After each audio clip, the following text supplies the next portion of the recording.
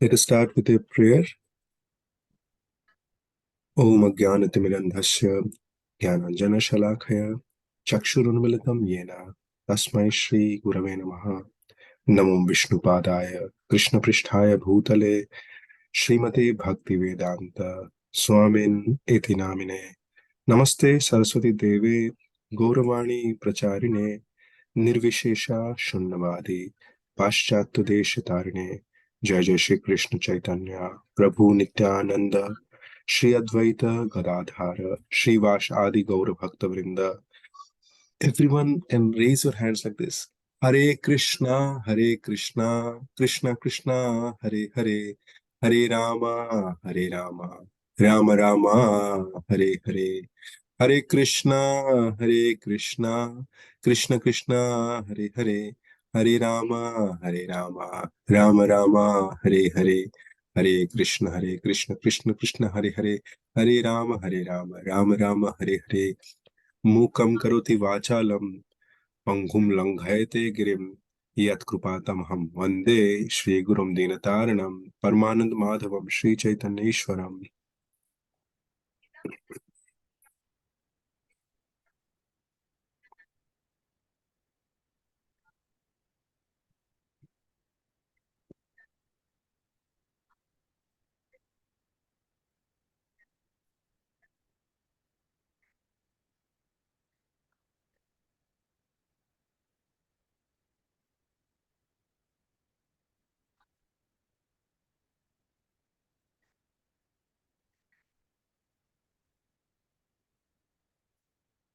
Hare Krishna.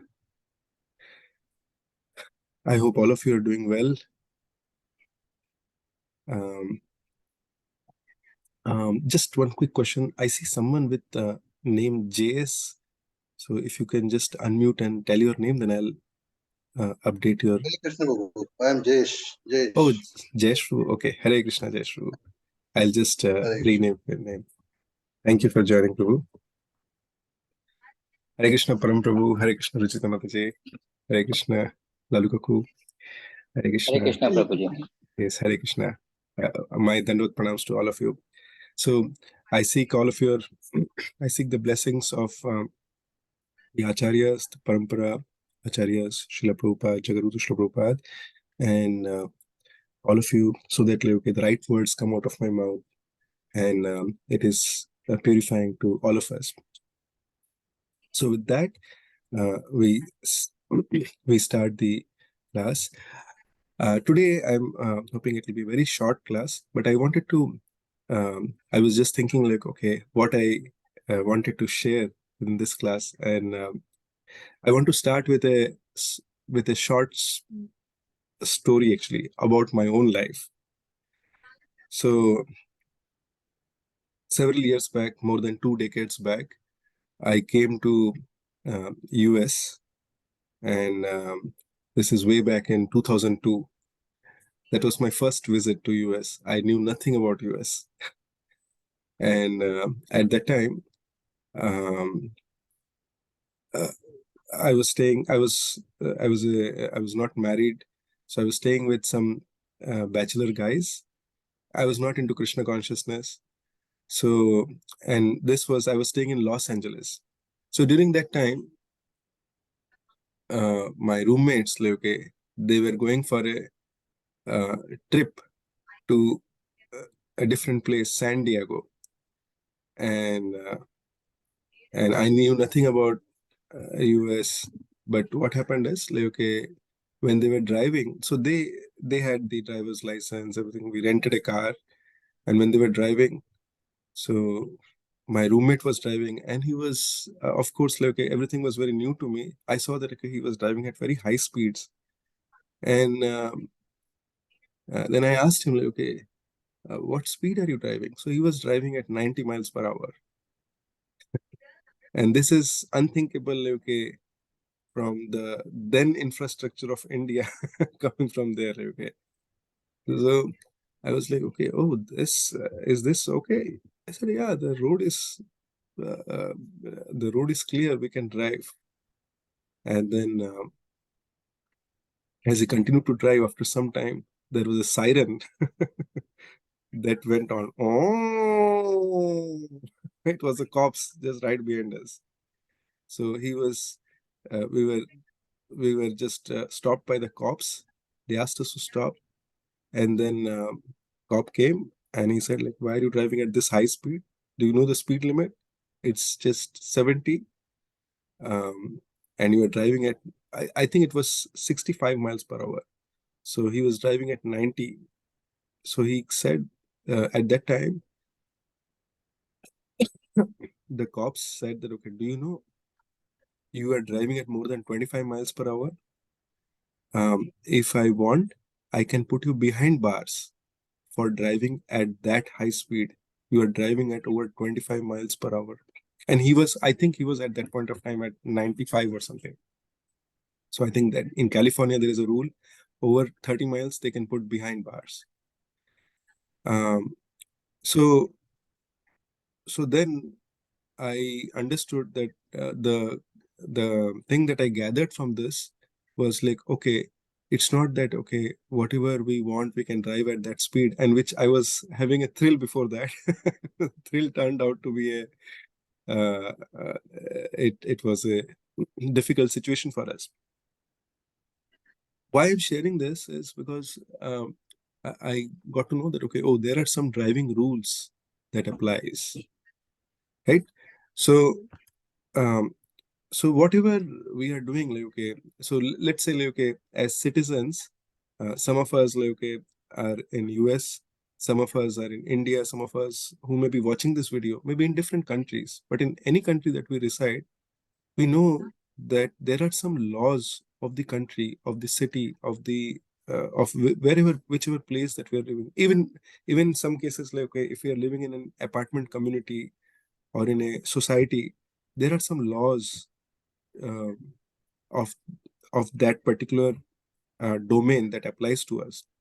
What happens if we do not follow the laws? There are consequences to that.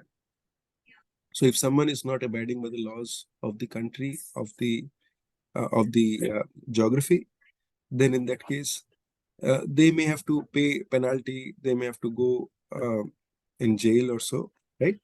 So uh, anyone, of course, like, okay, those who, once we see that, okay, those who are in jail, right? Of course, they are the ones who have not abided by the laws of the constitution, and that's why they are in jail. And those who are law-abiding citizens, they need not fear. Okay, they can move on freely. We have all experienced this. Why am I saying this? Because just like the country, just like the city, just like the society, just like the community has laws, similarly, nature also has laws. So in there's a term that comes from this in our scriptures. It says Sura and Asura. Asura means demons. Asura means those who do not follow the laws of God. And Sura means those who follow the laws of God. Those who follow the laws, okay, they are always in a happy state. And those who do not follow the laws, they are always in a distressed condition. They may be not following. See, like in my example of driving, it was a thrill, but that thrill was very short-lived, and it ended up in a disaster. So one may think that, okay, I'm very happy. I'm why do I need to follow the laws of God? I'm very happy. Yes, we may be happy, but that happiness is very temporary. To the extent that we are following the laws of that that God has given us, to that extent, we will feel be able to live in a happy life, just like the free citizens of the country. So otherwise, it may be flickering happiness, but it may be short-lived.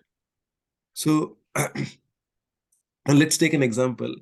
Like I don't know, can any of you like those who have visited this Gaushala, or those who have seen cows, like, okay, being grazed, you can raise your hand. You can digitally raise your hand, or if you're in video, okay. Not many of you have seen cows. Okay. Yeah, I see Ruchi Mataji, Param Prabhu, they're raising their hands. Okay, Nandini Priya Mataji also has raised her hand. So why I'm saying this is, so I remember um, at some point of time, like I was in Vrindavan.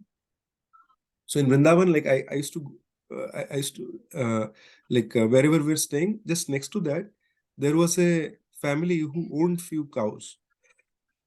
So among these cows, one cow was very friendly, um, and very friendly, and she had like children, and there was one cow. So this cow, like, okay, who was friendly, like had a very long rope. Okay, they could move around in the place. They were tight, but they had a long rope. And there was another cow who was who had big horns, and this cow always had the tendency to attack. So anytime you go nearby, like, okay, they'll be like, okay, they'll be doing like this, like trying to attack. Now I observed that, okay, that this cow had a very short leash. Okay, so the movement was very limited. Why was it limited? Because like, okay, it was always going to attack someone. Okay, so that someone doesn't get hurt.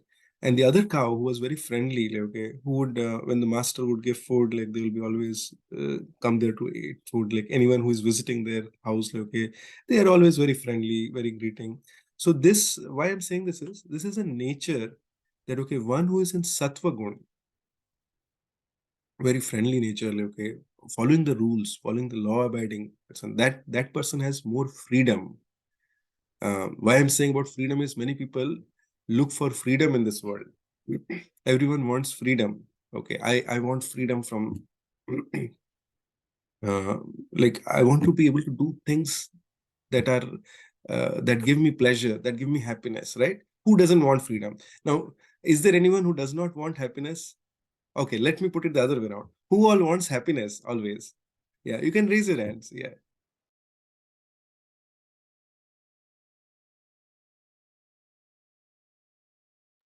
Yeah, sorry, there was some uh, something like it got disconnected.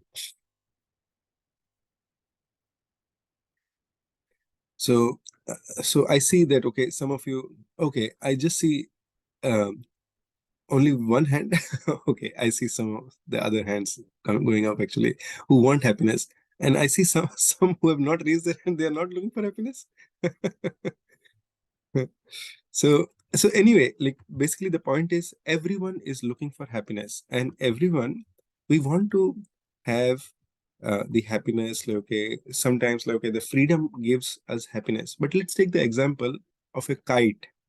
When we fly a kite, right? I hope everyone has seen a kite like being flown. Is there anyone who has not seen a kite? They can raise their hand. Oh, Nandini Priyamataji, you have not seen a kite? I think probably it was raised to express that you've seen a kite, right?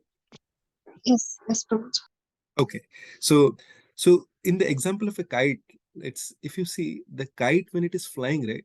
It flies high, but if you observe it carefully, there is someone who is flying that kite, and that kite is going high. There is a rope tied to it. In certain boundaries, in certain conditions, like, okay, when you are maneuvering the kite, then it goes high. Now, if the kite is given the freedom, if you cut the rope, what will happen? The kite will fall down. Okay, the kite will not fly high; it will come down. So same is the condition with us also. Like, okay, when we want to go up, we have to be under some guidelines, under some guidance. The guidance given by Lord. And what is this guidance? This guidance is like this guidance is available in a handbook called Bhagavad Gita. Now, we all know that, okay, there are so many appliances that are available these days. Whenever we get a I don't know um, in India these days if this is available, but like in US, when we buy even furnitures, the furnitures are disassembled, we have to assemble it, and they come with a manual. And so on how to assemble it. Even for appliances, there are all manuals that come in like, okay, how do you start the thing and what to do if this is not working? All the instructions are there in the manual. What to do if this is not working? What is the helpline number? Everything is there. Anything you buy, it practically comes with a handbook, okay, or a manual. So Bhagavad Gita is the manual for the human life. Now, if an intelligent person is one who always thinks that, okay, how do I lead a happy life permanently? See, if you are just planning for a temporary happiness, just take a very simple example. Nowadays, like, okay, tax filing season is coming, right, in India. So if someone wants to evade the tax, okay, someone is not paying the taxes, they are getting more money in hand, right? So in that case, they get more cash in hand. But how long are they going to do that? It will be only short term lived. Okay, somehow or other, like, okay, very soon the government will get to know and they'll chase this person. We have seen so many people in the past, like, of this type nature. But one who is fixed up, like, okay, who wants to focus to make sure that, okay, I want to live my life in the right possible way. And what is the right possible way? Everyone says, okay, oh, I am just doing good for others and things like that. But we have to know what is the real good for others.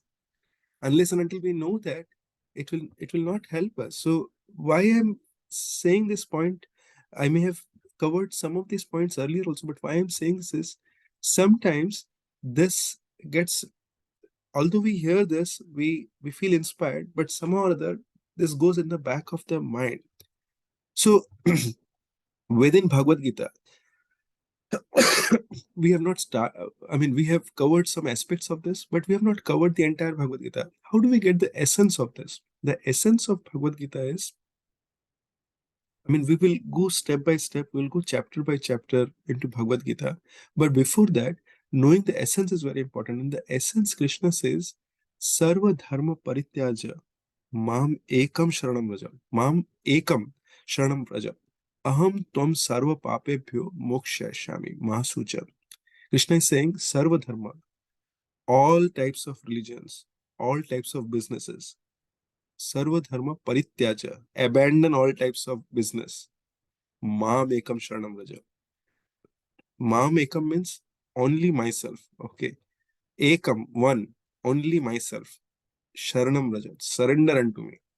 And then what will happen? Aham Tvam, I will take your what? Sarva Papebhyo, all your assimilated pap or the sinful activities that you have gathered with great difficulty. I am going to take that. Okay. Aham Tvam Sarva Papebhyo Moksha. I will liberate you. Moksha means I will liberate you from all the sinful reactions. Now, is it really possible? So that is why Krishna is adding one line at the very end. Ma Sucha. Do not fear. Is it really going to happen? Okay, how am I going to do this? So in order to do this, we need guidance. Like, we need guidance and of how Arjun took guidance. How do we know that? So we have to take guidance of bona fide devotees like Srila Prabhupada. Okay, there are 4 bona fide paramparas. Okay, what are those? They are Brahma Sampradaya, Rudra Sampradaya, Shri Sampradaya, and Kumar Sampradaya. Okay, these are 4 bona fide parampara. So there are, why I'm saying this is because we feel, okay, oh, I'm following, because there are so many YouTube channels, there are many people who are speaking about Krishna. How do we know that what I'm hearing is authentic?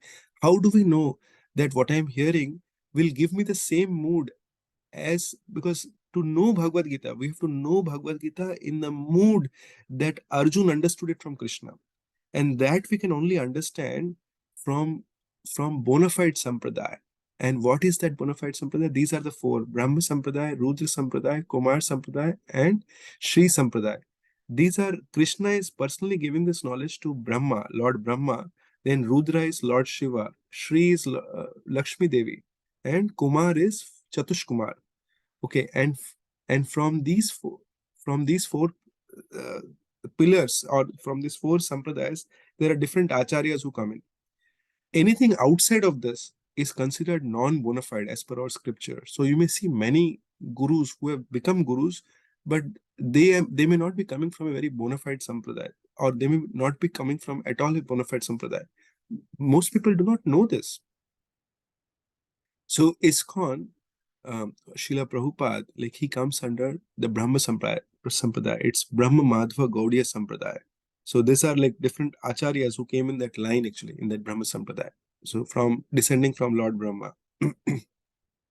So we talked about the essence, and how do we apply this essence on a day-to-day life? So Krishna is saying, Man mana bhava mad bhakto, mam yaji mam namaskuru. So we should, how do we start this? Man mana bhava mad bhakto. Man mana means give your mind to me, Krishna is telling. Krishna is not saying that, okay, give your, Krishna is not saying tantana, like give your body to me or give your money to me. Krishna is saying, give your mind to me. Always think about me. Okay, we should, in what mood should we think? How can I please you, Krishna? What is it that if I do will please you? So in order to be pleasing, we have to understand what is.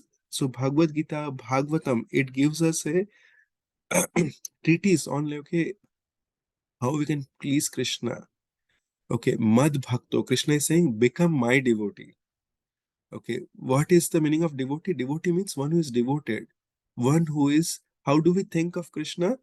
So we'll come to that. Mad Yaji, that means worship me, and Mam Namaskuru. Mam Namaskuru means we pay Dandavat Pranam. Those who are Prabhus or the males, they lie flat on the ground to offer obeisances to Krishna. Okay, just like a danda, stick, like, okay, and those who are Matajis or female, they do Panchang Pranam. They do not touch their abdomen. They bending on their knees, they do the Panchang Pranam. Okay, if anyone has any question on what is that Panchang Pranam, you can let me know and I can share a picture actually. So the very easiest thing to do is we should daily offer Pranam to Krishna. We should daily offer Pranam to Krishna, and we should pray that, oh Krishna, please show me please guide me through my life. Please show me what is the path for my life which would be most pleasing to you. I want to become purified. Why purified? Because think about this. Like when we want to there are many people like who wants to serve their parents. There are many people like within among you who want to serve their children nicely, right? Who want to give happiness to their children. Okay, there are many people who want to serve their families. Like, okay, it could be their spouses, it could be their other extended family, and there are many people who want to serve their bosses at work, this, that, many other things. In different relations, we want to serve others. Okay, and that gives us pleasure. But let me tell you frankly, okay, no matter whatever relation you are serving, but if you are keeping Krishna outside of the equation, it is never, never, never going to give you happiness. It may give happiness in the short term. Yes, it may seem that the child who is small, like, okay, when we give them a gift, it is giving them happiness. He. And then, like, after as the child grows up, like, okay, you see that, okay, the child is always asking for something. Okay, give me that thing. And when you are not giving that, they become unhappy, right? I don't know. Does this seem relevant to anyone? So the reason I'm saying this is because unless and until we bring Krishna in the equation, we do not know how to serve. So if we have to serve, if we keep Krishna in the center, then in that case, it will not only give the other person happiness whom we are trying to serve, but it will give everyone happiness. And so with that, I want to just tell a short story and I want to conclude this class. So this story is from the Mahabharata. And in this story, our Pandavas, they are exiled. They are in the jungle. They are in the forest. And Pandavas, like, okay, does anyone is there anyone who does not know who the Pandavas are? They can raise the hand, just making sure that, okay, everyone is aware. Okay, I'm not seeing any hands go up, so I would assume, like, everyone knows that. So the Pandavas and the Kauravas, they are two parties. Okay, the Kauravas were the ones who were always very envious of the Pandavas. Okay, they could never see Pandavas happy, and the Pandavas, the Kauravas always, they did not, they took shelter of, they took very bad association. Okay, they were always poisoned by Shakuni Mama, and the Pandavas, they always seeked blessings from the elders. Despite them being exiled, they were always happy because they were not, uh, they were not expecting many things in their life. This is a very Yeah, the voice was not audible in between. Okay, now I can hear you. okay. Is it audible now? Yes. Okay, so the Pandavas, they were, when they were in exile, they practically were happy with eating fruits and even leaves also. And the Kauravas, even though they were in the kingdom while the Pandavas were exiled, they were not happy. Not because they were not getting the luxuries, they were getting utmost the best luxuries, but they were not happy seeing that the Pandavas are happy. How can they be happy in the forest with no facility? This is a very important principle in life, that, okay, if we expect so many things in life, then we are never going to be happy. The if we live our life, if in giving we receive, if we are living our life to give, just like a candle, the candle, like, okay, the candle is not, the candle is burning, right? And it is giving light to everyone. So if we mold our life in a way, the candle is always trying to give others, not trying to see that, okay, oh, what can I get from them? I've seen many people, like, okay, they're always thinking, okay, how can I use this person in my life? If we have that tendency, then we will also be used. But if we have the tendency that, okay, what can I give? Okay, maybe this person is not giving me happiness, but let me try to give them something. Let me try to give them happiness. Okay, it may so happen in the short run, it may seem that, okay, we are getting all the negative vibrations from there and everything. But if we have the mood of giving, surely Krishna will reciprocate. And when we are trying to give, if we think, Krishna, please allow me to do this service, I want to serve something, Krishna says that, okay, that I am present, like, mamai vamsha jiva, okay, all the living entities are my amshas. That means they are my fragment, part and parcel.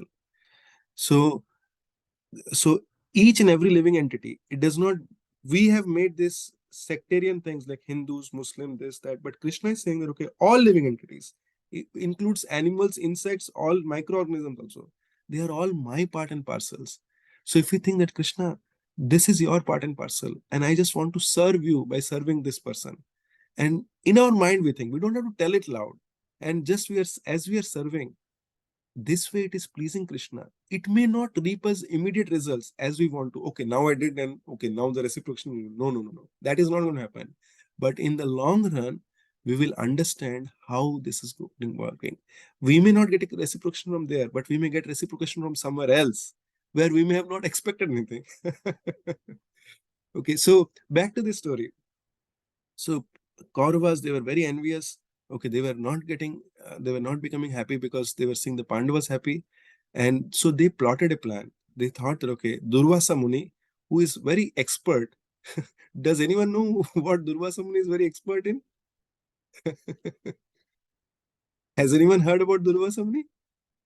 Yes. Anger and giving curses. Yes, that's true. Fantastic. Yes.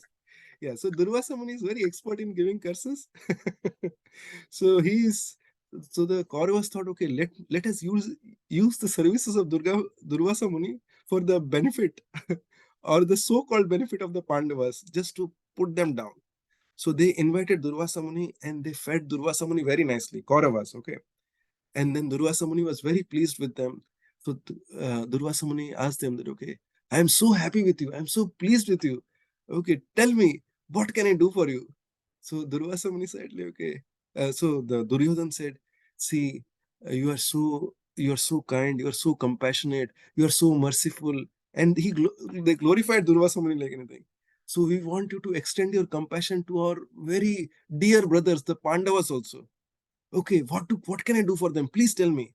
We want you, just like you were happy with this, we want you to go there with all your disciples, and they will be so happy to please you, to feed you with prasad. Who is it? What time should I go there? Where are they? So they gave all the information to Durvasa Muni and said they they plotted it in such a way that go there exactly after the time that they are done with their prasad. Now Draupadi had a very special boon. She had an Akshay Patra. Okay, and this Akshay Patra, um, there was a special facility that was given to her, that till she has her lunch, her meal, okay, till that point of time, she can produce as many number of food items from there, from that Akshay Patra, as she wants to her desire. So this was a very special boon given to Draupadi, but Duryodhan brought it in such a way that, okay, let them have their, Duryodhan was aware of this. So he said, okay, let them have their lunch and after that you go. So Durvasa Muni arrived. Now, Yudhishthir Maharaj, he saw Durvasa Muni coming with his 60,000 disciples. Can you imagine 60,000 disciples? If 6 person comes to our house, we will be in tension. Nowadays, the Vedic culture is gone. In Vedic culture, okay, people used to go outside and they would, before they have their food, they will go outside and call out. Is there anyone who is hungry? 3 times they will do that call. And if no one comes, then they will go inside and have food. If anyone comes, then it is their first duty to feed them food. And then they will have the food if there is anything remaining. But gone are those cultures. Now, if someone says that, okay, I'm coming to your house, then they'll be like, okay, when are you coming? Oh, I'm just on my way. Then people say, आप तो खाना तो खा के ही आए होंगे, right? प्रसाद तो आपने ले ही लिया होगा. So that is how that is how we look at, okay, because we are in anxiety, okay, how do we serve them? But Durvasa Muni reached there with 60,000 disciples. And by this time, Yudhishthir, all the Pandavas, they had already had their food. But Yudhishthir Maharaj was not aware if Draupadi had had her food. So when they saw them coming, they said, okay, how can we serve you? So Durvasa Muni said, oh, you know what? I am so happy to come here. I want you to feed us prasad for all of us. So Yudhishthir Maharaj was in super anxiety. He told Bhim that go and see, tell Draupadi that they have come and asked her to put something. Now when Bhim said that, okay, Durvasa Muni came with her 60,000 disciples, okay, Draupadi was in total anxiety because she was done with her prasad. And what does she do in this case? She started crying because as a chaste wife, she was most concerned about her husband. She knew that, okay, if Durvasa Muni is not pleased, they are all going to get cursed. And her husbands have been tolerating so much for the last several years, like almost 14 years. Now, if they again get cursed, then it will be terrible actually. So she started crying out, and then she remembered Krishna. She cried out, oh Krishna, oh Govinda, please help me. And tears were rolling down her eyes. So in Krishna, who is sitting as Paramatma in each and every one of our heart, even in a mosquito's heart, he knows what is going on in our mind. He knows what is going on in the mosquito's mind also. And he is there to fulfill our desires if we are calling out in that way. Krishna immediately appeared. And he said, okay, what is so much troubling you, Draupadi? I am feeling so much hungry. Please give me something to eat. And Draupadi said, oh, I was calling you because they all came here and they all are asking for prasad. And you are also hungry. Now what do I do, Krishna? Oh, Govind, tell me, what do I do? So Krishna said, like, don't worry, Draupadi. You are such an amazing devotee. Just see if there is anything left over in your vessels. She said, nothing is there. She said, go and see if there is anything. Even a, even one grain is also good. So Draupadi went and saw that there was indeed one grain that was left. So she came and gave it to Krishna. She said, I have nothing to give you. What can I offer you, Krishna? There is nothing I can offer you. And I have no qualification actually. Please accept this insignificant grain for your pleasure. Krishna accepted it, and Krishna just had that. As soon as Krishna had it, he said, I had not tasted anything like this with so much love. He had it, and he had that, what do we call this, Dakar? Burp. Burp, yes. He had a burp after that, right after that. He burped so loud as if he's full. Is full. And Krishna is full. He does not accept the food grains that we offer him. He accepts the emotions, the love with which it is offered. He burped, and as soon as he burped, the Durvasa Muni, along with his 60,000 disciples, they also burped. And the entire universe, they were also like, okay, full. When Krishna is pleased, everything is it is just like watering. Srila Prabhupada used to say, it is just like watering the roots of the tree. If we are watering the roots, we don't have to go and put water in all the leaves. Okay, if we have to feed us, we don't feed our finger and hand and ears. We just feed our stomach. That's it, and the energy reaches from there to everywhere else. So that way, when Krishna was pleased, Durvasa Muni and all his 60,000 disciples, they were taking bath there. Okay, they had gone to take bath. Okay, so while Draupadi was making arrangements, so they were also full. And then all the disciples came and told Durvasa Muni that, okay, we are feeling so full, we cannot have prasad.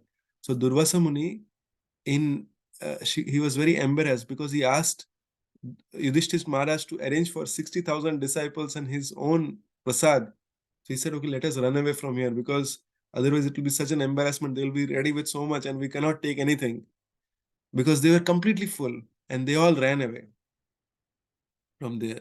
This is how Krishna saved Draupadi and all the Pandavas. And this story is not just relevant for Pandavas. This story is not relevant for something which happened 5,000 years ago. It is relevant for us even today. And if we call out, when we chant the holy name, Hare Krishna, Krishna Krishna, Hare Hare, Hare Ram, Ram Ram, Hare Hare. If we call out, trying to hear each and every mantra, and if we cry out just like a baby, just thinking about Draupadi, how she must have cried out, thinking about how Draupadi must have cried out when Dushashan was trying to strip off her cloth, having no shelter. We are also those people who has no shelter in this world. Okay, if we are trying to shelter off, okay, this person will save me, my boss will give me this thing, I have my retirement fund and this thing, these will not help us at the time of need. Nothing will help us. Only Krishna, he will help us. And his help, okay, one who tries to sincerely, genuinely seek for his help, okay, that person will understand when Krishna reciprocates. So with that, I want to conclude this, and I want to ask if anyone has any questions, we can take that. ग्रंथराज Shrimad Bhagavatam की जय, जगतगुरु श्रील प्रभुपाद की जय, और Gaurang friends भक्त वृंद की जय, निताय गौर प्रेमानंदी, हरि हरि बोल. Sorry, we ran for 10 minutes extra, so I was wanting to cover it within 30 minutes. Is there anyone else who has any question? You can raise your hand, or any comments or any suggestion.